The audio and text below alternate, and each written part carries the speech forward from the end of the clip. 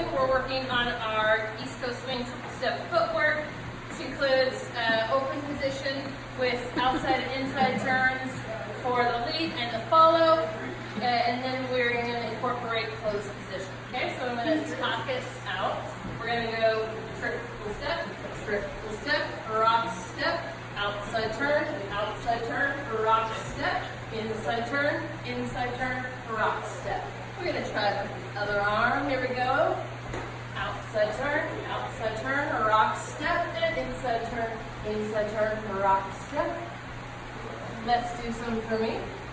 Outside turn, rock step, and inside turn, rock step, outside turn, step, and I'm going to do some side pass turns. Okay, still an outside turn. I'm raising the waist.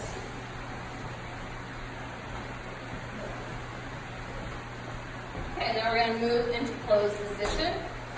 Always happening that transition after the back step. Rock step and slide back to open. Rock step, closed position.